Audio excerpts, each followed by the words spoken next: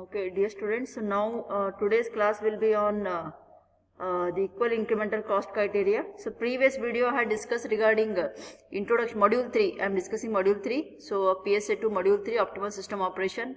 So in this module I already had done one video on introduction and performance curves. So let us continue. Next topic will be on derivation, that is equal incremental cost criteria.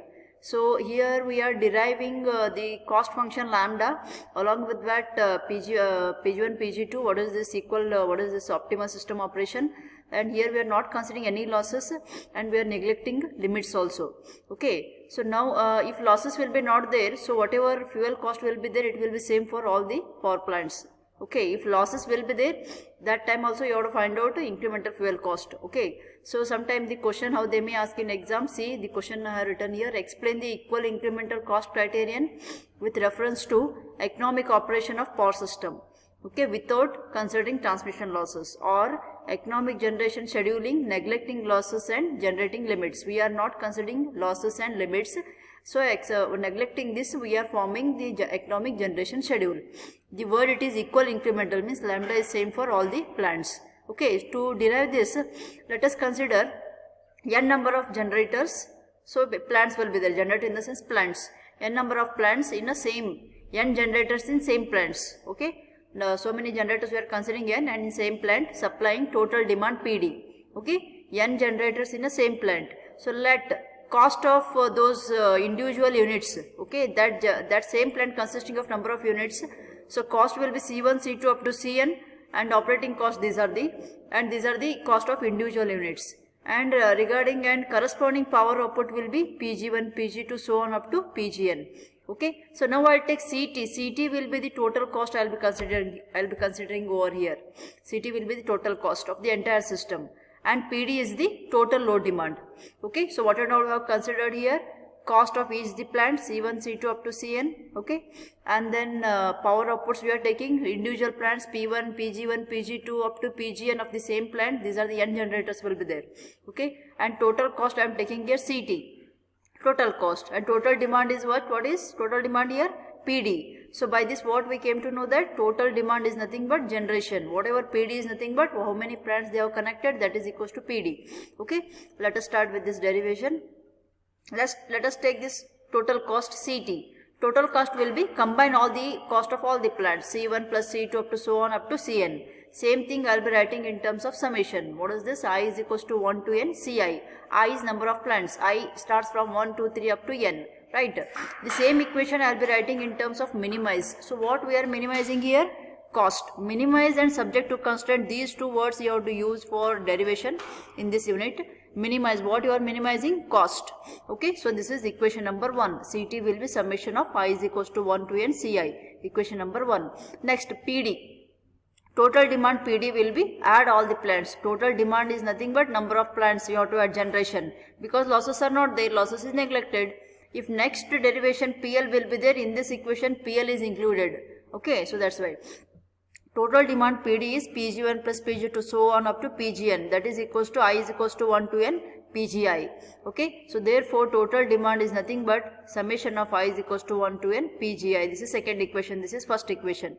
This is cost function and this is demand. So now the same equation I will be writing in terms of constraints. What is the meaning of constraints? I told while doing in module 2, the word came constraints. Constraints nothing but limits. Okay, so PD, demand having its limits, generation it is having its limits, the plant has to operate within the limit. Okay, they will specify some limits, which it should not cross that limit. Okay, so now this is the equation, PD minus summation of I is equals to n Pgi. So now, once we form this equation here, the word Lagrange's multiplier plays a very important role as what you have done in mathematics. Lagrange's multiplier, just recall. I am using that equation to combine these equations. Okay, so this equation third shows as transmission lines are neglected here. The total demand will be PD, that is depending upon generation. Okay, so now this is the minimization problem, constraint minimization problem. We are minimizing here cost. Now that can be solved by using Lagrange's method. That is nothing but Lagrange's multiplier technique. Okay, now, so now here we are using augmented or Lagrange's cost function like this, L shape. like this we have to use. With this, now I will combine cost function and this function subject to constraints. Ct plus lambda, these two equation will combine by multiplying lambda. Lambda in bracket PD minus summation of I is equals to 1 to n PGI. So next derivation also like this only we have to use extra PL you will get, with loss it will be there. This is without loss. So now this Lagrange's multiplier you have to do differentiation, one with respect to PGI, another with respect to lambda. Two equations you will be getting. Now I'll do partial differentiation, do that is of Lagrange's multiplier with respect to PGI. Just do this now. PGI. If you do this PGI here, PGI is not there, CT is there. If generally if you apply this will be 0, but we don't want to make it 0. Why? Because we want cost function, because we are minimizing cost only. If you do this one itself is 0 means nothing will be left out. So now this you keep it like dou CT by dou PGI, keep it as it is, and this equation, this PD lambda, if you multiply here PGI is not there, 0, and here PGI is there, this is minus lambda, so now this will be 1. So therefore dou CT by dou PGI minus lambda, this is first equation. We are doing differentiation with respect to PGI. Similarly you have to go for lambda. Do differentiation with respect to lambda. If you do differentiation with respect to lambda, so this will be 0. So this full term will be lambda will be 1. This full term is remained. That will be PD minus summation of I is equals to 1 to n PGI. That is equals to 0. Okay. So now once we got this equation, so now what you have to do here, this fifth equation you take it in this dou cost whatever, this incremental cost function divided by dou PGI, that this is nothing but 0. So therefore substitute here dou CT by dou PGI is equals to lambda. Now dou CT by dou PGI I will be writing like this. Dou CT by dou PGI you can write like dou CI by dou PGI, same thing you can write like dCI by dPGI. Now all three are same only. So now all three equal to what is this? Lambda only, because this will be 0. So now cost function with respect to plants it will be lambda. It means what? This now same equation I will be writing the same equation what I will do here. dCI by dPGI is equals to dou CI by dou PGI is equals to dCI by dPGI is equals to lambda.